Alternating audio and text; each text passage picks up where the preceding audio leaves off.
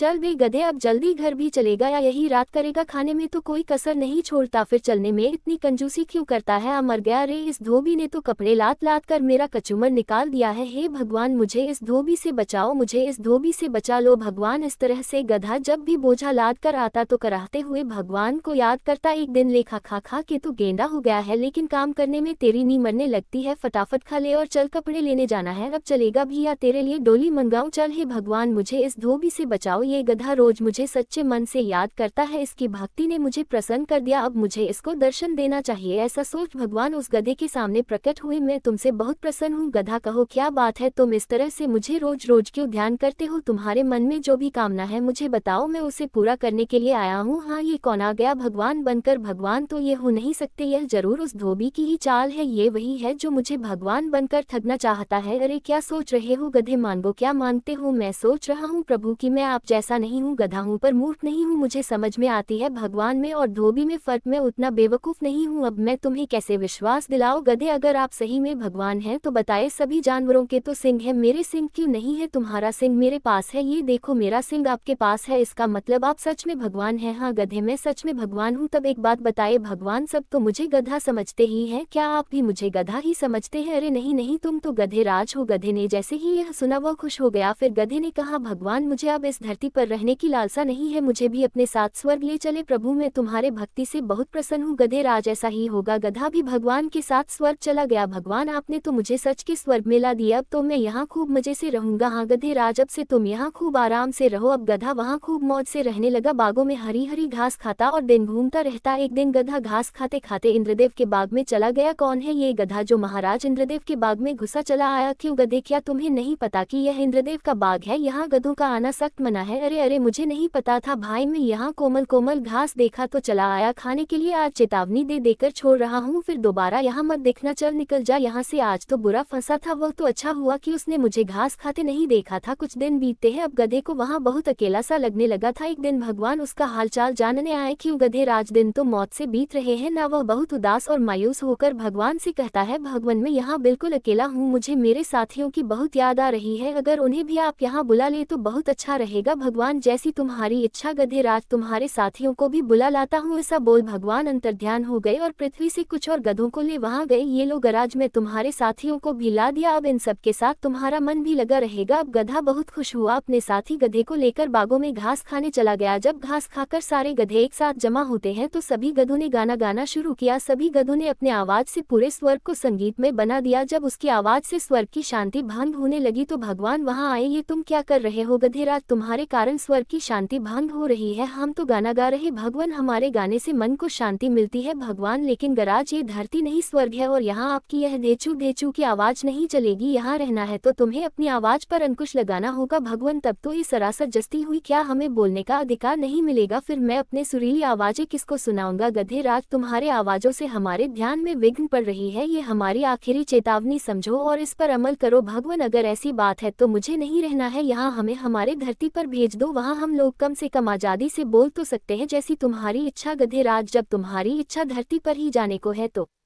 इसमें मैं क्या कर सकता हूँ? चलो मैं तुम्हें धरती पर भेज देता हूँ। गधे ने जब धरती पर जाने की बात सुनी तो वह खुशी से झूमने लगा। तभी चल उड़ जा गधे, कब से लगातार चिल्लाया जा रहा है, ना जाने दिन में सोया सोया कौन सा सपना देखता रहता है। गधा घबरा कर उठता है, हाँ क्या मैं ये सब सपने में देख रहा था? अब चल जल्दी से खाना खत्म कर और फिर कपड़ा लेने जाना है, और हाँ दोबारा सो मत जाना। चलो सपने में ही सही, स्वर्ग के दर्शन तो हो गए, लेकिन मुझे स्वर्ग से अधिक प्यारी यह धरती ही है। अब से मैं इच्छा भर के सबको अपने गाने तो सुना सकता हूँ, मुझे उस धुएं से क्या मतलब? हिरन भाई, वह तो अपना गधा भाई उस धुएं को देखकर डर गया और इधर से दौड़ते हुए जा रहा था। उसे लगा कि शायद जंगल में आग लग गई, वह अपनी जान बचाने के लिए भाग रहा था। अब तक तो वह ना जाने कितनी दूर निकल गया होगा, तो तुमने उसे रोका क्यों नहीं? तुम्हें उस मूर्ख गधे को रोकना चाहिए था। भरतपुर के जंगल में कई सारे जानवर रहते थे, उनमें एक गधा भी था। गधे का मानना था कि जंगल में उसके जैसा समझदार जानवर कोई है ही नहीं। वह हर समय उटपटांग हरकत करता और बिना मतलब की बातें सोचता रहता। कभी कभी उसके सोच के चक्कर में तो जंगल के जानवर भी फंस जाते थे एक दिन भाई, वाह आज तो हरी हरी घास खाकर मजा आ गया, मेरा पेट तो भर ही चुका है, अब इस पेड़ की छाव में थोड़ा आराम कर लूं फिर आगे चलूंगा। ऐसा सोच गधा पेड़ के नीचे बैठकर आराम करने लगा और आराम करते करते इधर उधर की उटपटांग बातें सोचने लगा। मेरे जैसा बुद्धिमान इस जंगल में कोई नहीं, तभी तो समस्या आने से पहले मैं उससे बचने का रास्ता निकालता हूँ। जैसे मान लेता हूँ मैं यहाँ बैठा हूँ और जंगल में आग लग जाए तो मेरा क्या होगा, मैं तो बेमौत ही झुलस के मर जाऊंगा। तभी उसकी नजर जंगल के दूसरे छोर से उठ रहे धुएं पर पड़ी। धुआं देखकर गधा घबरा गया, अरे ये तो सचमुच जंगल में आग लग गई, इसका मतलब अब मैं मारा जाऊंगा। नहीं नहीं, इससे पहले कि आग मुझे अपनी चपेट में ले ले, मुझे ये जंगल छोड़कर किसी सुरक्षित स्थान पर भागना चाहिए। ऐसा सोच गधा घबरा कर उठा और तेजी से भागने लगा। गधे को इस तरह बेतहाशा एक सियार ने उसे देखा। वह गधे को रोकते हुए पूछा, अरे क्या हुआ गधे भाई, तुम इस तरह से क्यों भागे जा रहे हो, कोई खजाना मिल गया है क्या? अरे फालतू की बातें मत करो, कोई खजाना लेकर नहीं भाग रहा, मैं अपनी जान बचाकर भाग रहा हूँ। वह देखो पीछे जंगल में आग लगी है, इतना बोल गधा फिर भागने लगा। सियार ने देखा तो उसे कुछ दूर धुआं उठता हुआ दिखाई दिया। अरे हाँ, यहाँ तो सच में आग लगी है। धुआं देखकर सियार भी घबरा गया, उसे भी डर हो गया कि कहीं वह इस आग में घिर ना जाए। ये सोचते ही वह भी गधे के साथ भागने लगा। भागते भागते सियार को कुछ सूझता है और वह रुक जाता है, कहीं मैं गलत तो नहीं कर रहा हूँ ना हो, मैं कहीं उसी कहानी को तो नहीं दोहरा रहा हूँ जिसमें पेड़ से पपीता गिरने पर हिरन ने समझ लिया कि जंगल में कोई खतरनाक दानव आ गया है और बचने के लिए वह स्वयं तो भाग ही रहा था, उसके पीछे दूसरे जानवर भी बिना सोचे समझे भागे जा रहे थे। नहीं नहीं, मैं उस आग को बिना देखे यकीन नहीं करूंगा, मुझे उस धुएं के बारे में पता लगाना होगा कि आखिर वह धुआं कहाँ से और क्यों उठ रहा है। ऐसा सोच सियार उठ रहे धुएं की दिशा में चल पड़ा। कुछ दूर जाने पर उसे एक हिरन मिला। हिरन को देखकर सियार रुका और उससे पूछा, हिरन भाई क्या तुम ये बता सकते हो कि वह धुआं कहाँ से क्यों उठ रहा है? हिरन ने धुएं की तरफ देखकर कहा, वह धुआं तो झरने के पास से उठ रहा है। झरों के किनारे खरगोश, लोमड़ी, बंदर और मैं, हम चारों दोस्त पिकनिक मना रहे हैं। हम लोग वहीं आग जलाकर बाटी चोखा बना रहे हैं। लकड़ियां कम होने से मैं इधर लकड़ी लेने आया था, परंतु ये सब तुम क्यों पूछ रहे हो? मुझे उस धुएं से क्या मतलब? हिरन भाई वह तो अपना गधा भाई उस धुएं को देखकर डर गया और इधर से दौड़ते हुए जा रहा था। उसे लगा कि शायद जंगल में आग लग गई, वह अपनी जान बचाने के लिए भाग रहा था। अब तक तो वह ना जाने कितनी दूर निकल गया होगा, तो तुमने उसे रोका क्यों नहीं? तुम्हें उस मूर्ख गधे को रोकना चाहिए था। उसे रोकने की छोड़ो, एक पल के लिए तो मुझे भी उसने डरा ही दिया था, परंतु सियार भाई यदि उसे नहीं रोका गया तो ऐसे भागते भागते सभी जानवरों को वह आतंकित करता जाएगा और जंगल में बिना मतलब की भगदड़ मच सकती है। हमें उसके पीछे जाना चाहिए और उसे रोककर सच्चाई बताना चाहिए। हाँ तुम ठीक कह रहे हो हिरन भाई, हमें गधे को रोकना चाहिए। ऐसा बोल हिरन और